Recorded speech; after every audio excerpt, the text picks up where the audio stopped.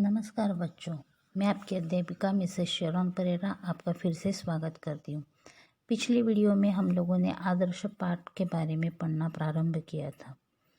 उसमें हम लोगों ने देखा था कि बैजू नाम का जो छोटा नवयुवक है, छोटा लड़का है, वो अभी नवयुवक हो गया है और नवयुवक होने के बाद वह हरिदास जी के द्वारा अपनी विद्या या तपस्या पूर्ण करके 12 साल की तपस्या को पूर्ण करके अभी वह आगरा के नगर में गया है और आगरा के नगर में जाने के बाद वह तानसेन के दरबार में जाकर खड़ा हो जाता है और वहाँ तानसेन को चुनौती करता है कि मैं आपके साथ गान युद्ध के लिए तैयार हूँ।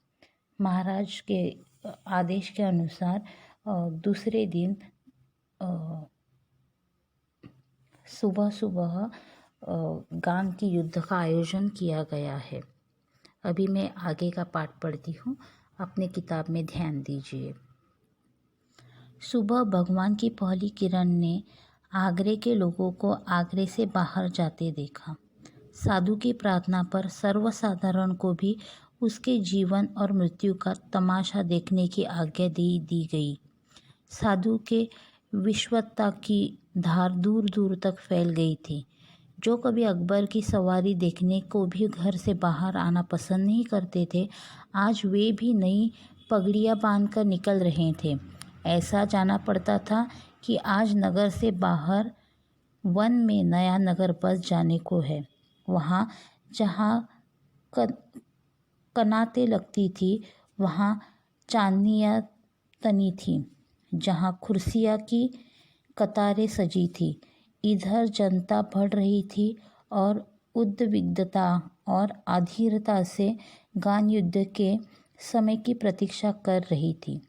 बालक को प्रातःकाल मिठाई मिलने की आशा दिलाई जा रही थी, तो वह रात को कई बार उठकर देखता है कि अभी सूरज निकला है या नहीं। उसके लिए समय रुक जाता है, उसके हाथ से तीर छूट जाता है, वह व्याकुल हो जाता है। समय हो गया। लोगों ने आंखें उठाकर देखा। अकबर सिंहासन पर था, साथ ही नीचे की तरफ तानसेन बैठा था और सामने फर्श पर नवयुवक बैजू बावरा दिखाई दे रहा था। उसके मुंह पर तेज था, उसकी आंखों में निर्भयता थी। अकबर ने घंटी बजाई और तानसेन ने कुछ सवाल संगीत विद्या के संबंध में बैजू बावरा को पूछे। बैजू ने उचित उत्तर दिए और लोगों ने हर्ष से ताली पीट दी। हर मुंह से जय हो, बलिहारी बलिहारी की ध्वनि निकलने लगी। इसके बाद बैजू बावरा ने सितार हाथ में ले ली और जब उसे पदों को हिलाया तो जनता ब्रह्मानंद में लीन हो गई। पेड़ों के पत्ते तक निशब्द हो गए, वायु रुक गई। सुनने वाले मंत्रमुग्ध सुधिहीन हुए सिर हिलाने लगे। बैजू बावरे की उंगलियां सितार पर दौड़ रही थी। उस तारों पर राग विद्या निछावर हो रही थी और लोगों के मन उछल रहे थे, झूम रहे थे, थिरक रहे थे। ऐसा लगता था कि सारे विश्व की मस्ती वही आ गई है। लोगों ने देखा और हैरान रह गए। कुछ हिरन छलांगे मारते हुए आए और बैजू बावरा के पास खड़े हो गए। बैजू बावरा सितार बजाता रहा। वे हिरन सुनते रहे और दर्शक तक असाधारण दृश्य देखते रहे। हिरन मस्त और बेसुध थे। बैजू बावरा ने सितार हाथ से रख दी और अपने गले से फूल मालाएं उतारकर उन्हें पहना दी। फूलों के स्पर्श से हिरणों को सूध आई और वे चौकड़ी भरते हुए गायब हो गए। बैजू ने कहा, तानसेन, मेरी फूल मालाएं यहाँ मंगवा दे। मैं तब जानूं कि आप राग विद्या जानते हैं। इस परिच्छेद को पढ़ने के बाद यह समझ में आता है कि बैजू ने अपने गुरु हरिदास जी के पास से जो विद्या प्राप्त की थी वो सच में बहुत महान थी। कोई भी गुरु अपने शिष्य को हमेशा महान विद्या ही देता है। तो जब गान विद्या के लिए सब लोग तैयार हो गए, तो जो लोग कभी अकबर की सवारी देखने के लिए घर से बाहर नहीं निकलते थे, वो नए नए कपड़े पहनकर अच्छे से बन ठन कर सब लोग उस गान विद्या को देखने के लिए बगीचे में जमा हो गए थे। और ऐसा लग रहा था कि पूरा जो संसार है वो वहीं पे बस गया है। और यह सब कुछ देखने के बाद सब कुछ बहुत अच्छा लग रहा था। लेकिन बैजू जो था वो सुबह की राह देख रहा था कि मैं कब एक बार सुबह हो जाए और मैं कब उस गान विद्या के लिए या गान युद्ध के लिए बाहर निकलूं। जिस प्रकार छोटे बच्चे को कोई मिठाई चाहिए रहती है, जब तक उसे नहीं मिलती तब तक वो कैसे उस मिठाई की तरफ आस लगाए रहता है, और वो जो समय रहता है वो बहुत बड़ा रहता है। क्यों? क्योंकि वो समय जल्दी से भरता ही नहीं है।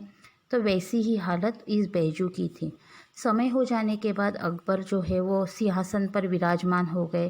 तानसेन बैठा था, बैजू बैठा था, और तानसेन ने बैजू को कुछ प्रश्न पूछे।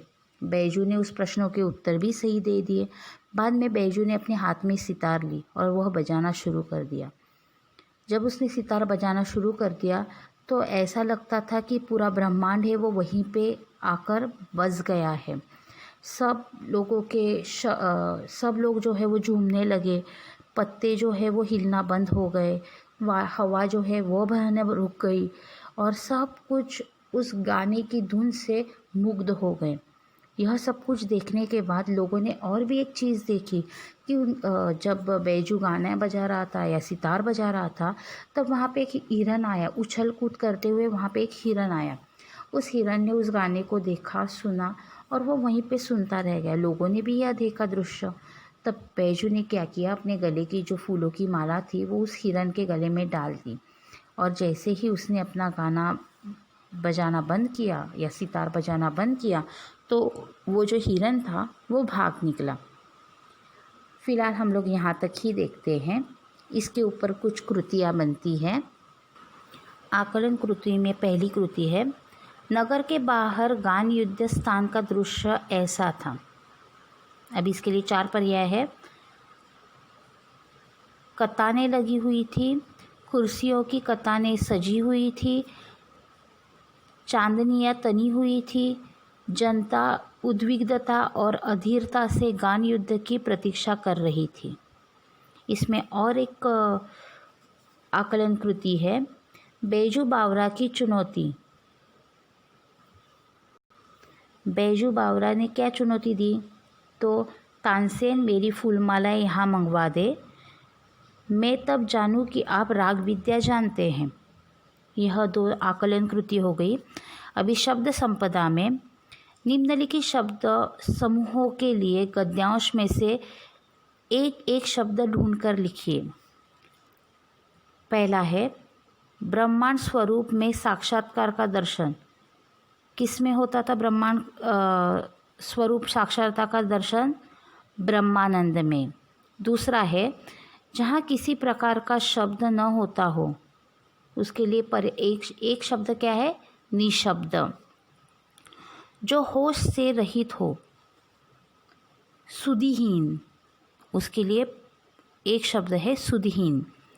किसी से भी न डरने की भावना, निर्भय। अभी इस परिच्छेद के ऊपर अभिव्यक्ति है, सच्चा कलाकार वह होता है जो दूसरों की कला का सम्मान करता है। इसके ऊपर आपके विचार या आपका मत व्यक्त करना है। आपको मालूम है कि जो कलाकार रहता है वो हमेशा दूसरे कलाकार की तारीफ़ करता है या उसके पास से कुछ ना कुछ नया सीखने की कोशिश करता है। अगर यहाँ पे हम लोगों में थोड़ा भी गर्व आ गया तो हम लोग उस कला को नहीं पा सकते हैं। किसी भी कला को सीखने के लिए तपस्या करनी पड़ती है, और जब वह तपस्या करता है व्यक्ति, तब उसे पता चलता है कि उसे किस कठिनाइयों का सामना करना पड़ता है। इसलिए जो कलाकार है वो दूसरे कलाकार का हमेशा सम्मान करता है, उसके अंदर दूसरे कलाकार के प्रति हमेशा सम्मान की भावना रहती है। वह कभी किसी का द्वेष नहीं करता, और सच्चे कलाकार का यही धर्म है कि हमेशा दूसरे कलाकार को सम्मान करना चाहिए। अभी हम लोग अपना आखिरी परिच्छेद देखते हैं। तानसेन सितार हाथ में लेकर उसे अपनी पूर्ण प्रवीणता के साथ बजाने लगा। ऐसी अच्छी सितार, ऐसी एकाग्रता के साथ उसने अपने जीवन भर में कभी न बजाई थी। सितार के साथ वह आप सितार बन गया और पसीना पसीना हो गया। उसको अपने तक की सुधि न थी और सितार के बिना संसार में उसके लिए और कुछ न था। आज उसे वह बजाया और जो भी न बजाया था, आज उसे वह बजाया जो भी न बजा सकता था। यह सितार की बाजी न थी, यह जीवन और मृत्यु की बाजी थी। आज तक उसने अनाड़ी देखे थे, आज उसके सामने एक उस्ताद बैठा था। कितना ऊंचा, कितना गहरा, कितना महान। आज वह अपनी पूरी कला दिखा देना चाहता था। आज वह किसी भी तरह जीतना चाहता था। आज वह किसी भी तरह जीते रहना चाहता था। बहुत समय बीत गया, सितार बजती रही, उंगलियां दुखने लगी, मगर लोगों ने आज तानसेन को पसंद न किया। सूरज और जुगनू का मुकाबला ही क्या, आज से पहले उन्होंने जुगनू देखे थे, आज उन्होंने सूरज देख लिया था। बहुत चेष्टा करने पर भी जब कोई हिरण न आया तो तानसेन की आँखों के सामने मौत नाचने लगी। देह पसीना पसीना हो गया, लज्जा ने मुखमंडल लाल कर दिया था। आखिर खिसियाना होकर बोला, वो हिरण अचानक इधर आ निकले थे, राख की तासीर से न आए थे। हिम्मत है तो अब दोबारा बुलाकर दिखाओ।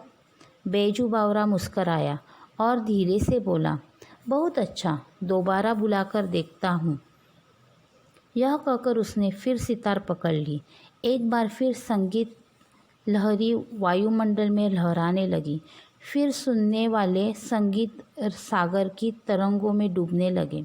हिरण बैजू बावरा के पास फिर आए, वे ही हिरण जिसकी गर्दन में फूल मालाएं पड़ी हुई थी और जो राग की सुरीली ध्वनि के जादू से बुलाए गए थे। बैजू बावरा ने मालाएं उतार ली और हिरण कूदते हुए जिधर से आए थे उधर चले गए।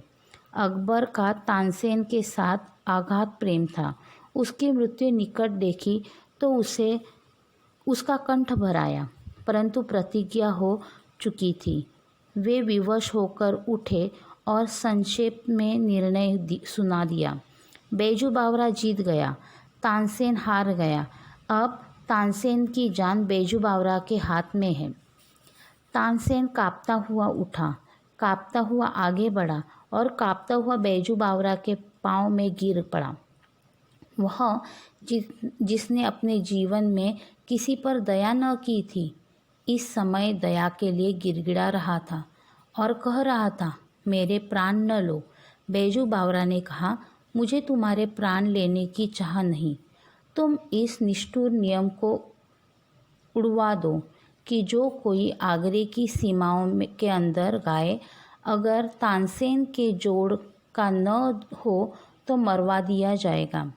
अकबर ने अधीर होकर कहा, यह नियम अभी इसी क्षण से उड़ा दिया गया।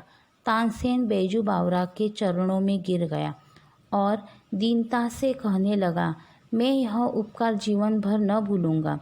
बैजू बावरा ने जवाब दिया, 12 बरस पहले की बात है, आपने एक बच्चे की जान बख्शी थी, आज उस बच्चे ने आपकी जान बख्शी है। तानसेन हैरान होकर देखने लगा। फिर थोड़ी देर बाद उसे पुरानी एक भूली हुई, एक धुंधली सी बात याद आ गई। सुदर्शन की श्रेष्ठ कहानियाँ संग्रह से यह लिया गया है। बैजू ने जब हिरण के गले में माला डाली और तानसेन को बताया कि अभी आप इस माला को, हिरण को वापस बुलाकर उसके गले से उस माला को निकाल लीजिए। तभी तानसेन को लगा, मेरे लिए यह बहुत आसान है। उसने हाथ में सितार ली और सितार लेकर वह पूरी एकाग्रता से उसे बजाने लगा। बजाते बजाते समय बीत गया। लेकिन कुछ भी असर न हुआ। तानसेन को पसीना आने लगा। वो बहुत डर भी गया कि अभी क्या करेंगे, हिरण वापस नहीं आ रहे। बहुत समय बीत जाने के बाद सितार बजती रही। इस बार लोगों को तानसेन की गाई हुई सितार सुनने अच्छी नहीं लगी। क्यों? क्योंकि आज से पहले उन्होंने सामान्य सितार को सुना था, लेकिन जब उन्होंने बैजू को सुना तो उन्हें सर्वश्रेष्ठ सितार सुनने को मिली। इसलिए बैजू के सामने तानसेन की बजाई हुई सितार उन्हें बहुत सामान्य लगी। तानसेन अभी डर गए। उन्होंने बैजू को बोला कि तू जब सितार बजा रहा था तो शायद से वहाँ से हिरण आ गए थे और वो मुग्ध होने के बाद यहाँ पे आ गए होंगे। तो बैजू ने वापस से सितार हाथ में ली और उसने जब वापस से सितार को बजाया तो सब कुछ फिर से पूरी तरह से सुन्न हो गया। सब लोग जो है, ये जो वायुमंडल था उसमें संगीत की लहरें चलने लगी और वही हिरण जिसके गले में बैजू ने मालाएं डाली थी वो हिरण आ गए और बैजू ने उनके गले से मालाएं निकाल दी। अकबर ने अपना निर्णय दे दिया कि तानसेन जो है वो हार गए हैं और बैजू जीत गया है। अभी बैजू को जो चाहिए वो निर्णय वह दे सकता है। तानसेन बैजू के चरणों में गिर गए और रोने लगे। तभी बैजू ने बोला कि आपने बनाया हुआ नियम जो है उसे ख़त्म कर दीजिए कि आपसे जो अच्छा गीत गाएगा उसे सज़ा दी जाएगी। यह नियम आप हटा दीजिए हमेशा के लिए। और बैजू ने उस तानसेन को बताया कि 12 साल पहले आपने ऐसे ही एक छोटे बच्चे को बख्शा था। आज वही छोटा बच्चा आपको बख्शता है। और तभी तानसेन को बैजू बावरे की 12 साल पुरानी बात याद आ जाती है। इस परिच्छेद के ऊपर स्वाध्याय बनता है जिसमें कृति पूर्ण कीजिए। तानसेन ने इस तरह बजाया सितार। तानसेन ने किस प्रकार सितार बजाया? पूर्ण प्रावीण्यता के साथ, पूर्ण एकाग्रता के साथ वह बजाया जो भी न बजाया था, वह बजाया जो भी न बजा सकता था। यह एक कृति हो गई। दूसरी कृति, आज तानसेन वह चाहता था। तानसेन क्या चाहता था? किसी भी तरह जीत जाए और किसी भी तरह जिंदा रहे, यह वह चाहता था। शब्द संपदा देखते हैं। निम्नलिखित उपसर्ग जोड़कर शब्द बनाइए। अ को उपसर्ग जोड़कर असाधारण। बे को उपसर्ग जोड़कर बेसूद। निराधार। पराजय। और एक शब्द संपदा बनती है। गद्यांश में प्रयुक्त प्रत्ययुक्त शब्द ढूंढकर लिखिए। अभी गद्यांश में प्रयुक्त प्रत्ययुक्त शब्द, पहला संगीत लहरी। संगीत लहर अधिक ई।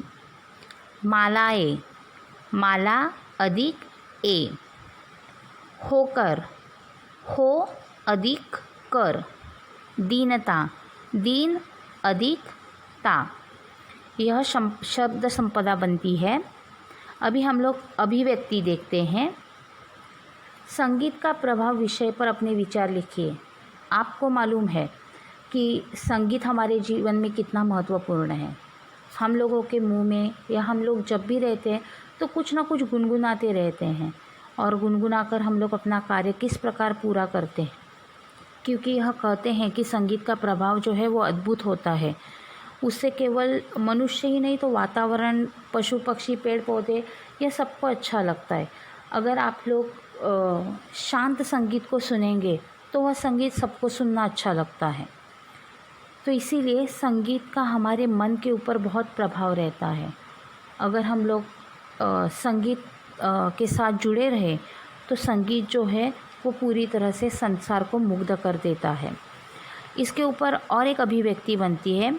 मनुष्य जीवन में अहिंसा का महत्व। आपको मालूम है कि हमें किसी से अहिंसा नहीं करनी चाहिए, मतलब हिंसा नहीं करनी चाहिए। क्यों? क्योंकि हिंसा का फल है जो हमेशा बुरा ही रहता है। अगर हम लोग अहिंसा से कोई भी कार्य करेंगे तो वो काम महान रहता है। हिंसा क्रूरता और निर्दयता की निशानी है। अगर हम लोगों में हिंसा है तो हम लोग बहुत क्रूर होते हैं, निर्दय होते, दूसरों के ऊपर दया नहीं, करुणा नहीं, कुछ नहीं। तो इसीलिए अगर मनुष्य के अंदर अहिंसा रहेगी तो अपने जीवन में सब कुछ पा सकता है। यहाँ पे हम लोगों का आदर्श बदला, यह पाठ पूर्ण होता है। इस पाठ के अंदर मैंने जो भी स्वाध्याय बताए हैं उस स्वाध्याय को लिखकर मैं हमारे कॉलेज के ग्रुप में उसे भेज दूँगी। धन्यवाद।